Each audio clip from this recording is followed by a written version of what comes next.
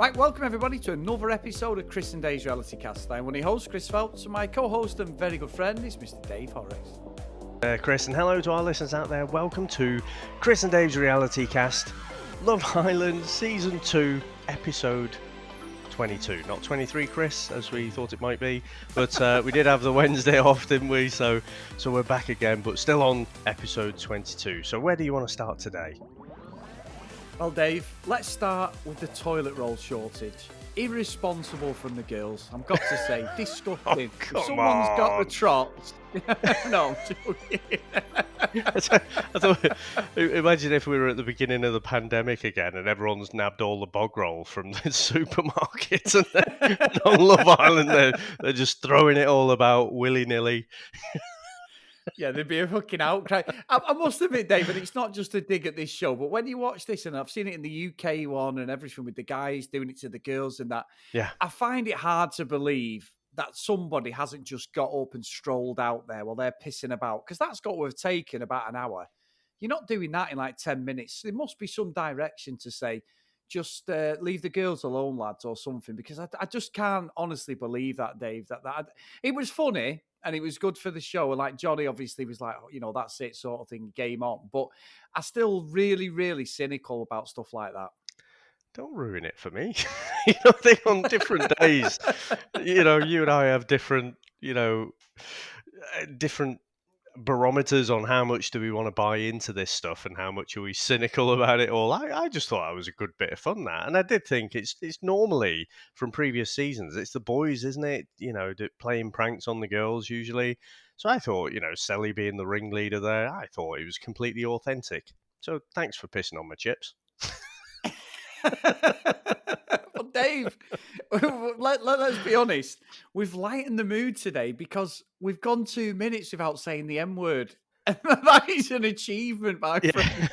So, we'll talk about this at the end of the show, won't we? And, we have had a little bit of feedback, that maybe we're focusing a bit too much on Mackenzie. And I think maybe we've been going a bit too hard on her. So I think, Chris, one day that we won't do that. Today isn't that day.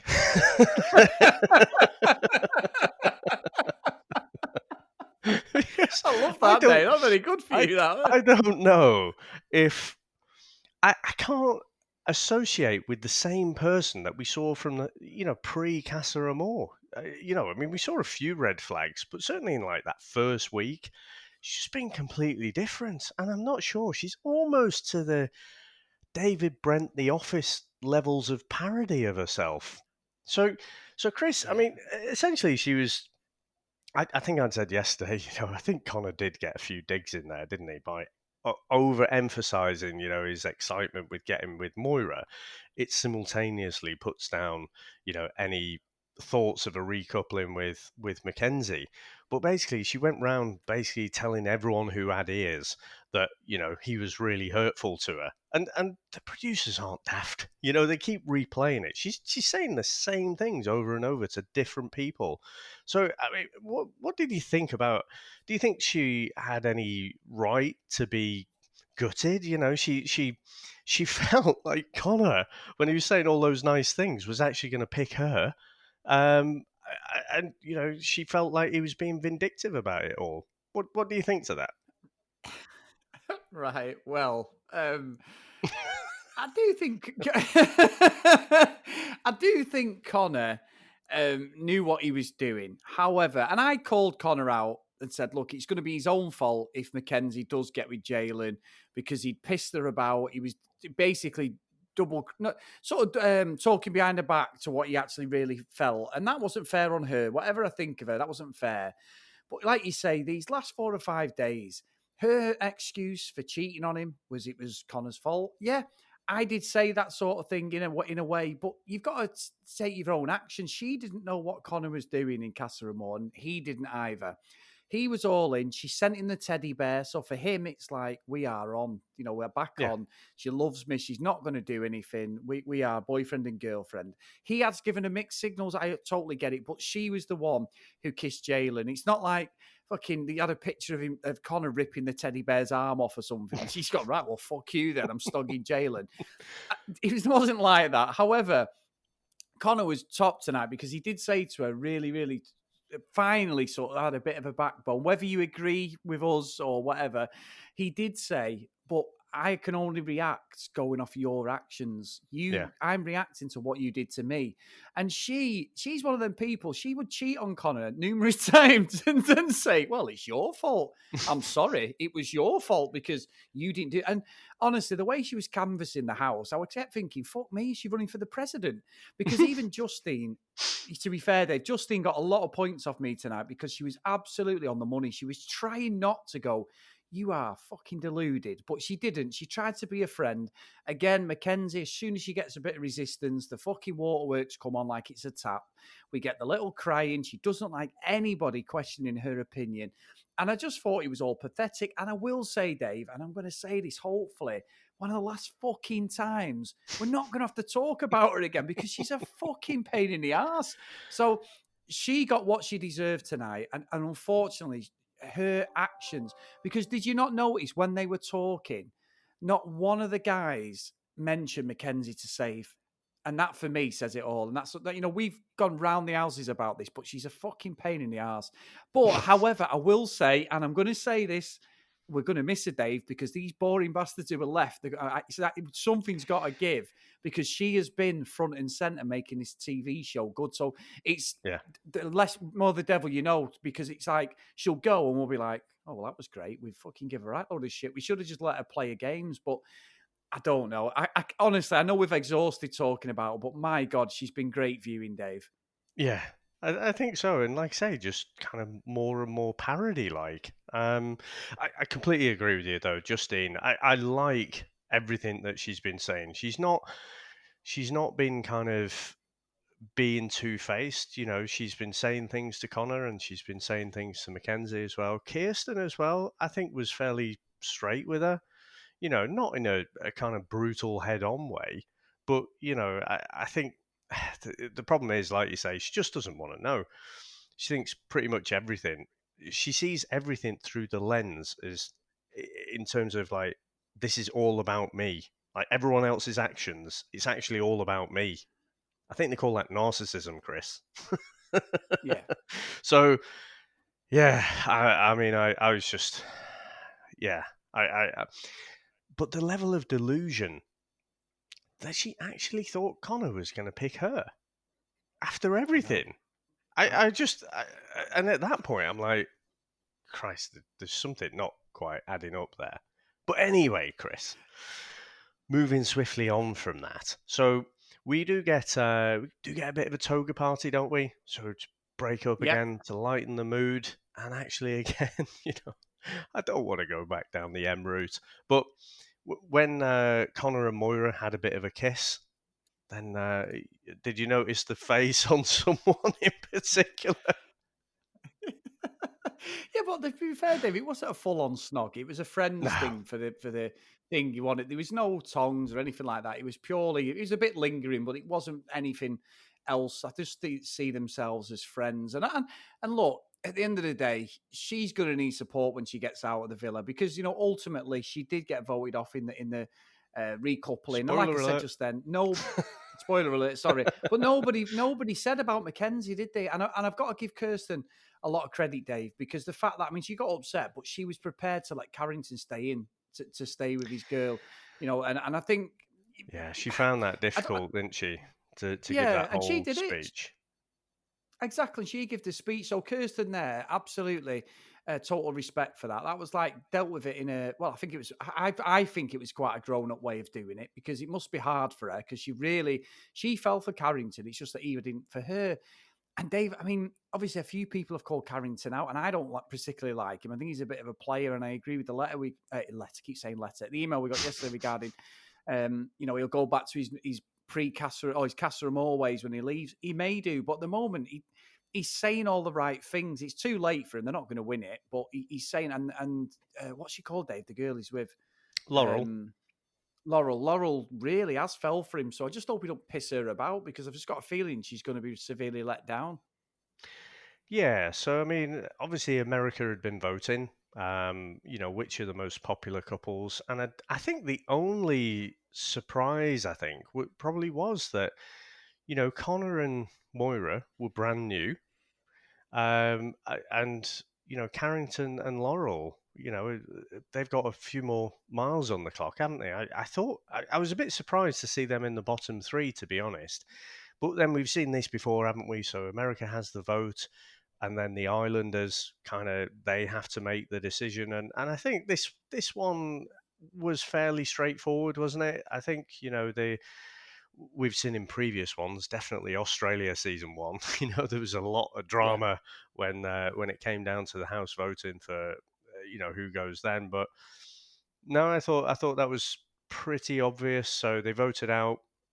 For the boys, they voted to keep Carrington in. For the girls, like you say, keep Laurel in. So that meant that Mackenzie and Cher went from the girls, and Jalen, sorry, I quite often say that it's Caleb and Jalen. So Yeah. Jalen and Aaron went, and so again, I think Jalen and Cher can maybe feel a bit aggrieved because they just haven't had any time really as a couple before that vote came in. But just is what it is, Chris, isn't it? Yeah, it is, to be fair, Dave. And I will say, moving on from all this, because they get voted off, and then it's a long episode. This one, it's a double whammy. There was some awards show on, so they've put like back to back episodes again. It seems to be the format where they get a Wednesday off with the show. But I tell you now, Dave, I was love seeing Johnny squirm, because I'm thinking, how the fuck can you sit there being a bit arsey, calling the three new guys who came in, and well, obviously we get three dates. We get Dave. Give us the names, because I keep my bloody names, please. Yeah. I keep Well, the forgetting them. first thing that happens, Chris, is that the boys just come in, don't they? So they just plonk themselves on Oh, the in the bed, bed, and yeah, everyone's a bit surprised to see them. The girls are a bit taken. They're all good looking lads. Again, great bodies, look fantastic. So started off pretty well. So we have first up we have Noah. He's 24 from Missouri. He's a home healthcare yeah. worker. Looks a bit young. Someone said he looks a bit Leonardo DiCaprio, maybe Leonardo DiCaprio out of Romeo and Juliet all those years ago. But I didn't think. I thought he looked a bit young for me. Well, for me Yeah. personally, Well, it's up to me you, and him, Dave. But me and him just wouldn't go. I don't think as a couple we'd look a bit weird. Um, and then we had Benny. father and son. Yeah, you. Hey, that's two this week. What was it you said the other day? I think it was on the What, 50 odd, VHS, wasn't something it? 50? Who Yeah, was who was 50 odd? I can't remember. 52. Jamie Foxx, and I said, "Oh, Jamie he's about the Foxx. same Yeah, age as yeah. you." No, I think you said I was older or something. You twat. Got them little digs in, Dave. You'll text me later after he's giving me a right load of shit. See you next Tuesday. So we had Benny, Chris, who is not the lovable chap from Crossroads from that old No. that old TV series we had in the UK. That's easy for me to say, but he's I was go going to on. say something then, Dave. I was Go going on, to what are say you gonna something for your say? age. But anyway, come on. Yeah, again, from the 40s. Yeah, go on, just keep it on, No, laughing up, because there's going to be a fuzzball, as they nose. say in Star Yeah, Wars. there's going to be a nose joke somewhere in this. So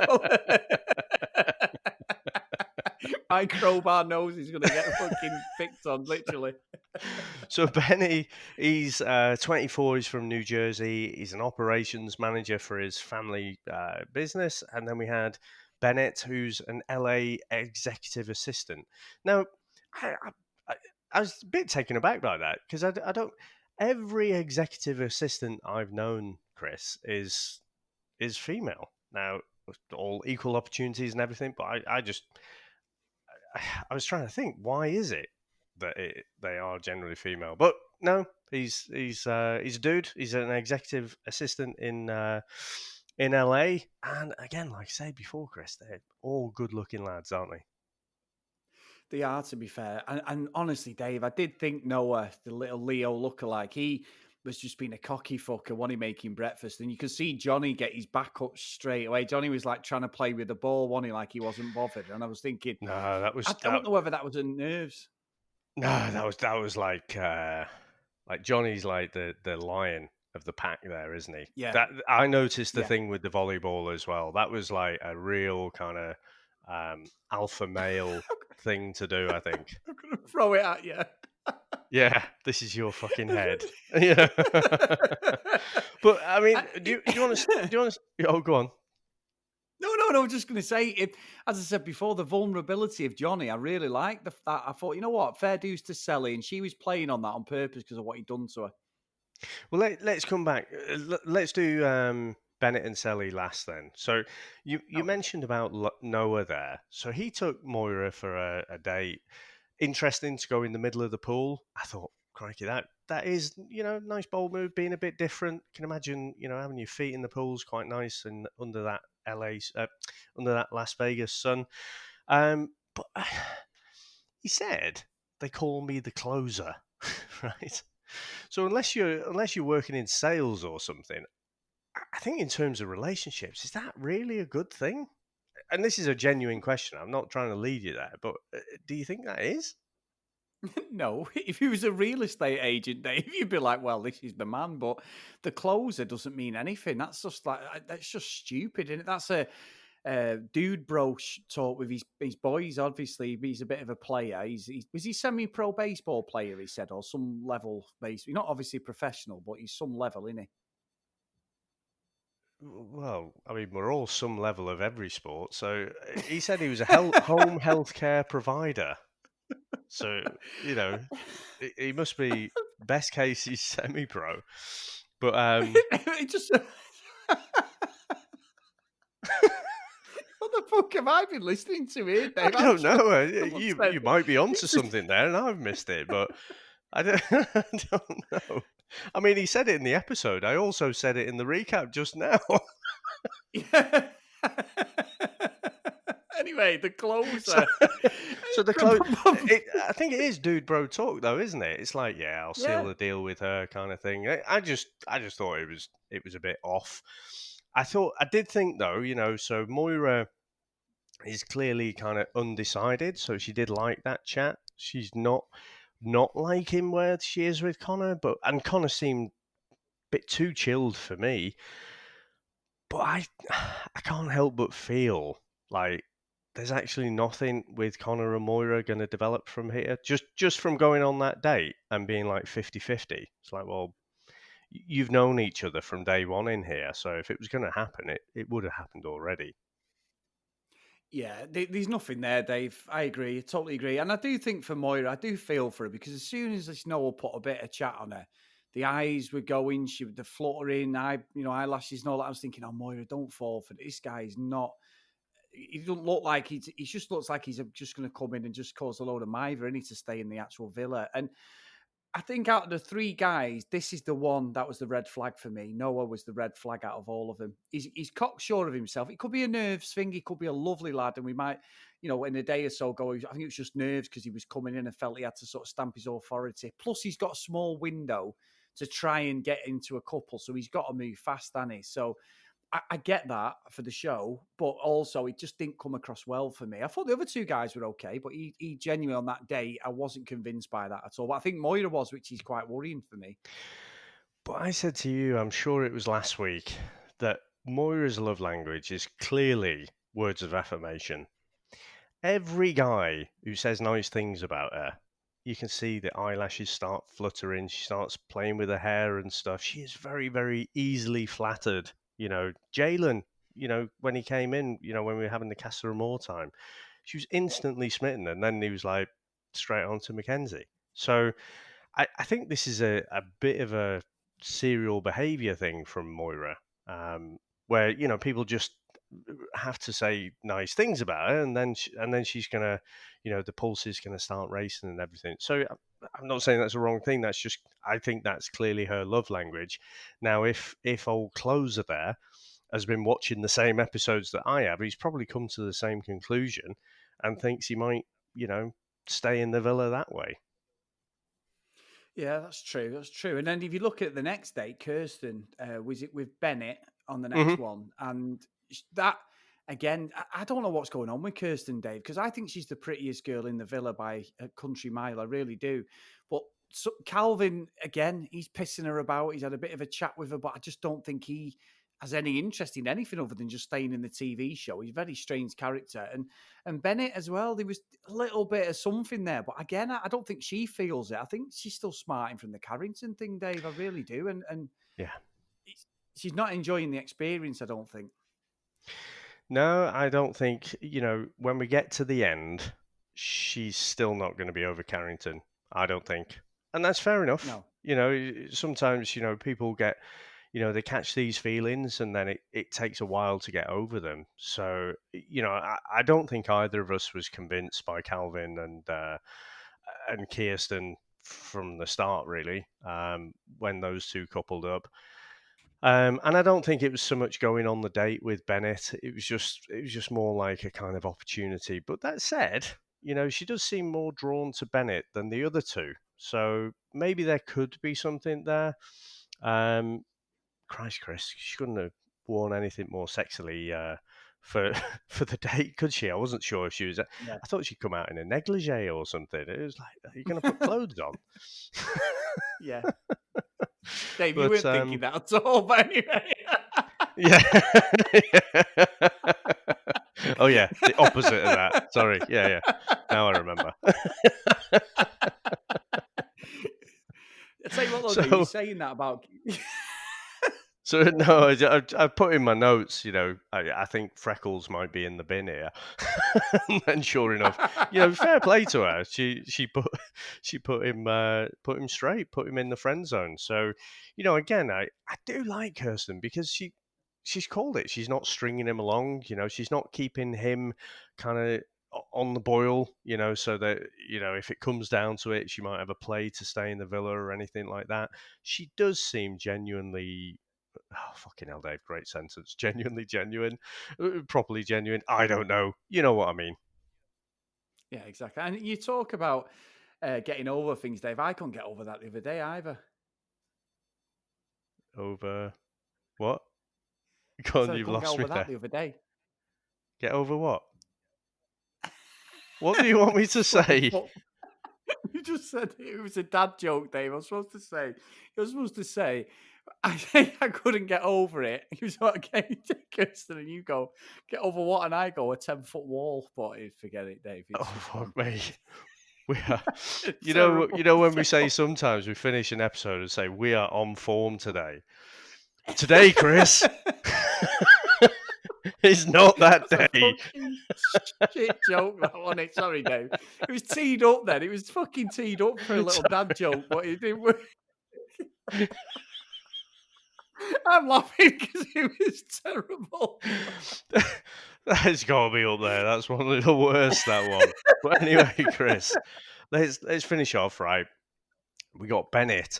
And honestly, if you are going to go in there and challenge the alpha male in the pack, go in there, balls out, pick Sally for the date. So go appreciate the stones on Bennett there. So, and Sally, we've seen enough of Sally. Again, she does seem fairly genuine to me. So what did you reckon of that date? It didn't have the impact that I've seen in the past on Love Island, actually, Dave, because on season 2 of the UK one, there was Scott and Cade, is it? I think it was Cade. They were together. Scott Thomas, like his brother was in Coronation Street, and they were like the big couple. And this girl just comes straight in. First day, she had to recouple with someone straight away, and she split them up. And they've been like a couple from the start of the show, literally, like totally in love. They had a relationship outside. They're not together now, obviously, but they lasted about 6 to 12 months.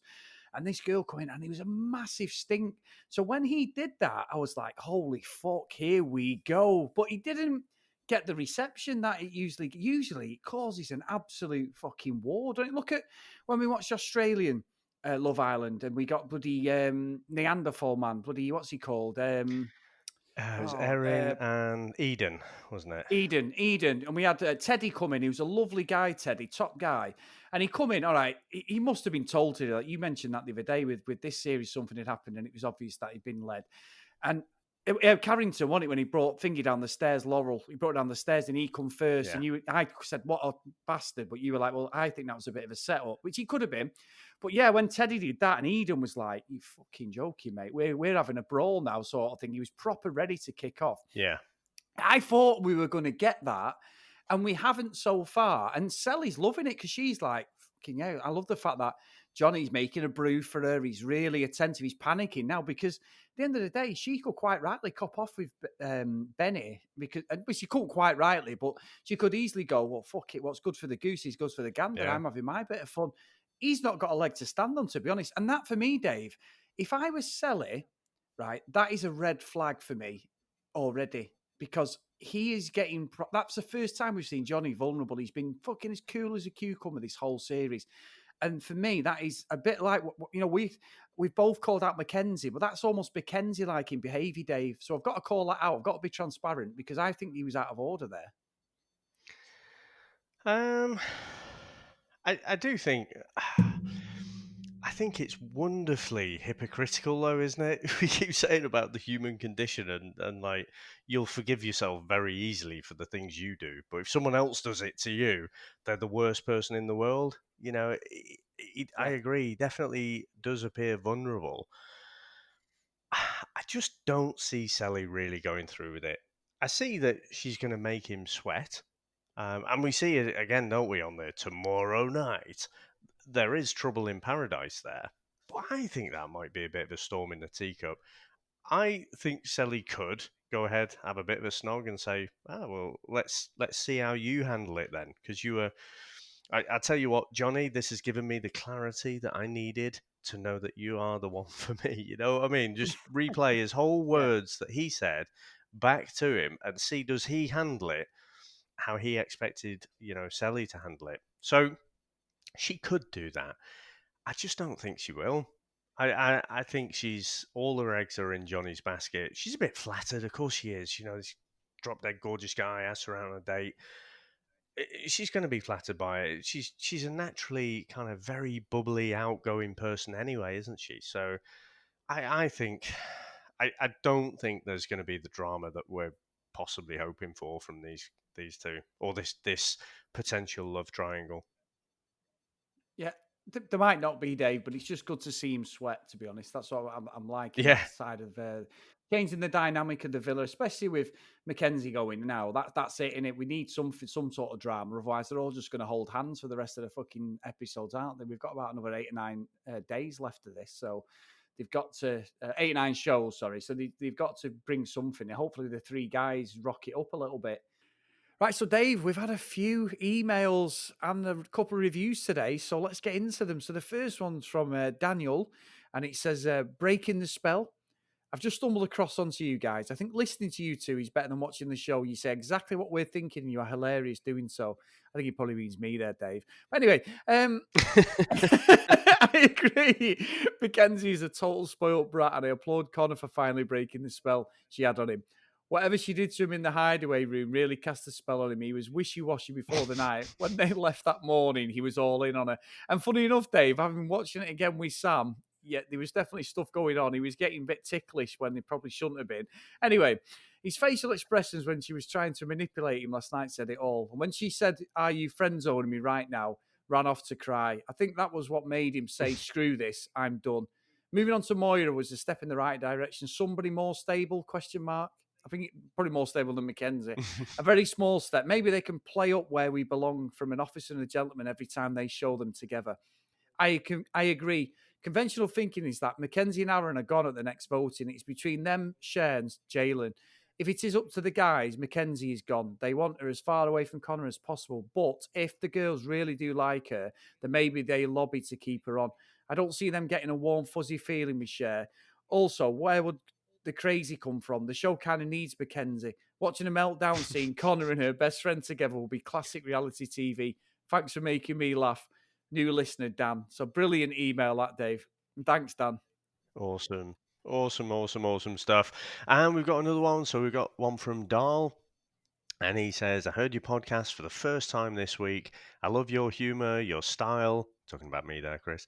And the fact that you don't take any of this too seriously. I told my daughter, 27 years, to listen, and she pushed back at first, as daughters do. I've got two of them, and I'm sure you can relate, Chris. Oh, yeah. And I told her to give it 5 minutes. I got a text first thing this morning, and she loves you guys. Keep up the great work. Oh, that's Awesome brilliant. stuff. Thank you I'm very much, Dal. And thanks to Dal's daughter as well. So that's another listener, Dave. It's really good that people are getting onto the show. Really, really nice emails as well. Thanks, guys. And then the next one's from Andy, and it's Transatlantic Translations. Now, this one, Dave, we need a bit of analysis at the end. So I'm going to, it may mean not a lot to a lot of our American listeners, but to me and you and some of the UK guys, they might understand it. He says, first, I've got to say, I hope Mackenzie goes to see a therapist, and the therapist can use the Love Island footage to show her, oh, who am I kidding? Everything is and always will be about Mackenzie. Second, I don't believe Carrington's nice guy act. There is nothing authentic about it, and there's no way he won't go back to his Casa Amor ways once the show is over. But he did realise that the only way to make it to the end was to pretend to be in a happy couple. I feel bad for his Alabama girlfriend who wants desperately wants to believe she can change him. My real question for you guys is this. Based on their personalities, are you ready for this, Dave? Where in Great Britain would everybody in this villa be from?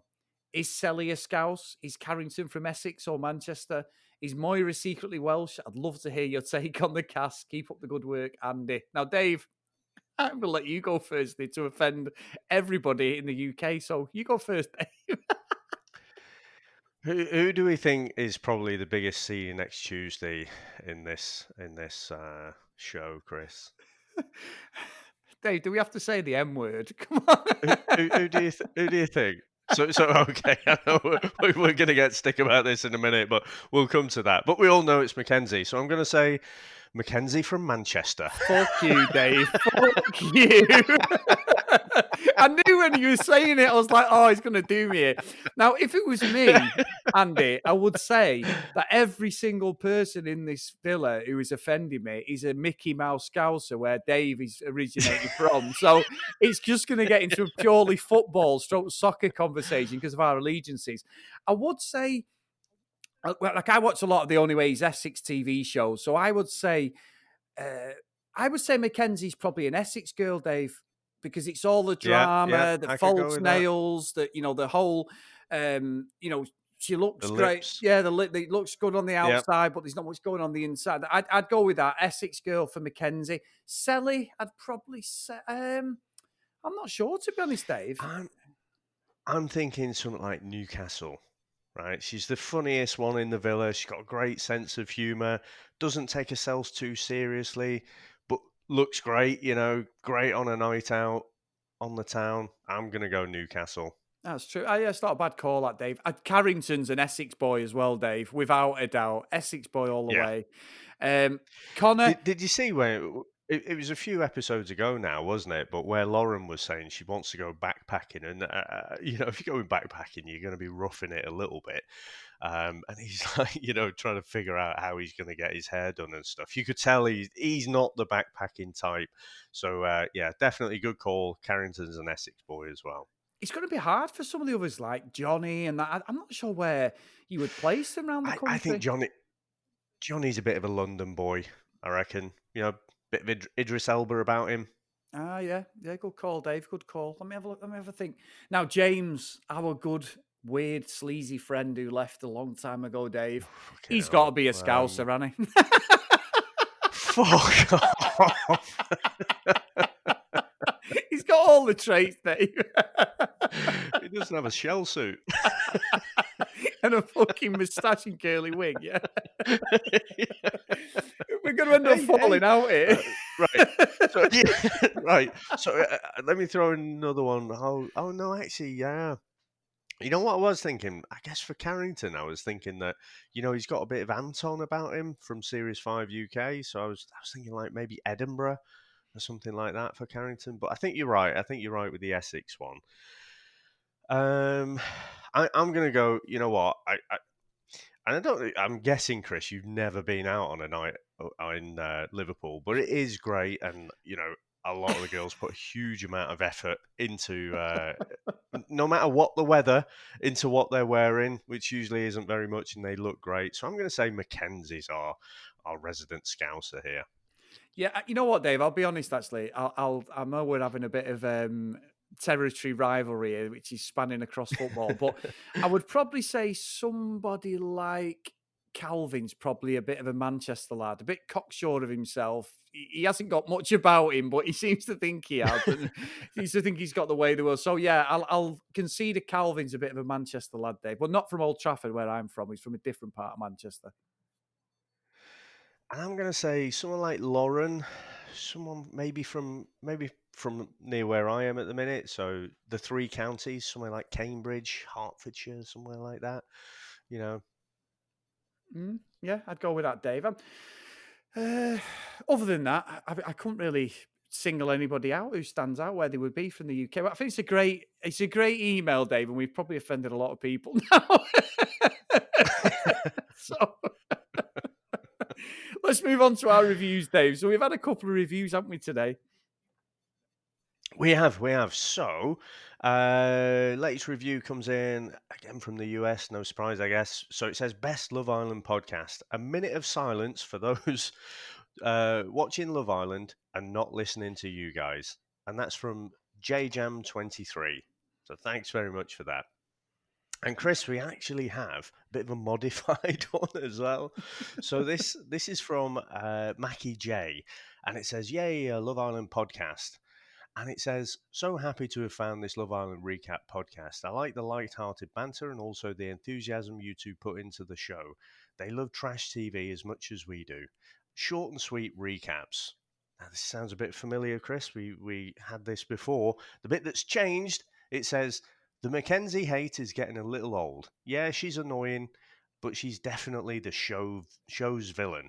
I'm not sure if that's Love Island or the podcast. Probably a bit of both. Yeah. It'd be nice to do a recap of more of the episode instead of just talking about her the whole time. Thanks from Seattle. So, what do you reckon to that, Chris? You know what? I can't disagree with that review at all, Dave. But I think as well, she's been so much dead center of the show that you can't avoid it these last few days. I think it's a fair review. I'm never going to disagree with someone who's took the time out to review the show, good or bad. I think that's, and it's not a bad review. It's just that we have concentrated on Mackenzie and we've talked about her again today, Dave, because she's just dominating the screen. And I think, there is probably, we have one of the episodes a few days ago. It was nearly 10 minutes before we started talking about anything else. So, all right, if it is understanding with people and they're like, oh, for God's sake, guys, get the fuck on with it. But it's dominated it, and I think it's fair. However, Dave, we have a Put your teeth back in. we have a resolution. Bruce Forsyth. I haven't got Good game. good game. I haven't got my falsies in today. But we finally, Dave, hallelujah, we have a resolution. Thank God for that. So I think it's a warranted criticism of the show, but fucking hell, we can move on now, Dave. Yeah, thank God for that. And I agree. I mean, we don't recap everything, do we? We don't talk too much about the likes of Pat, and things that are non-events. But so we gravitate to just whatever is dominating our thoughts. And she has just become that kind of pantomime villain, hasn't she? She's just. Remember week one, Chris? We were singing her praises. The way she called out James for his shit and stuff. She was looking like the queen of the villa. And then since Casa Amor, she's just nosedived. Even remember pre-Casa Amor, we were basically saying it's Connor just messing her around kind of thing. So yeah, we call it how we see it. So yeah. It's great. Like I say, it's someone else's opinion, and like I say, we can finally move on now. Yeah, exactly. And I think as well, Dave, I've stick to what I say. I think you're going to see Mackenzie on a lot more reality TV stuff because whatever we think of her, whatever she's done, she's gold. As the emails have said today, she's made this show watchable at times because of her Yeah. ridiculous behaviour. And I think I'll be happy to watch her again. And I'm pretty sure I'm going to see her on The Bachelor or a Love Is Blind type TV show. This is not the end of Mackenzie at all. No, no, not at all. So we can, throw popcorn at the TV for future TV series, probably. Now, Chris, how's everyone going to Probably. get in contact with us? Right, guys, like everybody today, with some fantastic interactions. Keep them coming. We really appreciate it. If you want to email us, cdrealitycast@gmail.com. If you want to drop a review like the guys have today, get over to your podcast catching up and just drop us a review. It only takes a couple of minutes. We really appreciate it. Just helps me and Dave get out to more people. And as always, if you want to follow us on social media, on Twitter or Instagram @CD RealityCast. So, Dave, brilliant analysis from the guys there. Really fair comments. And yeah, I'll see you tomorrow.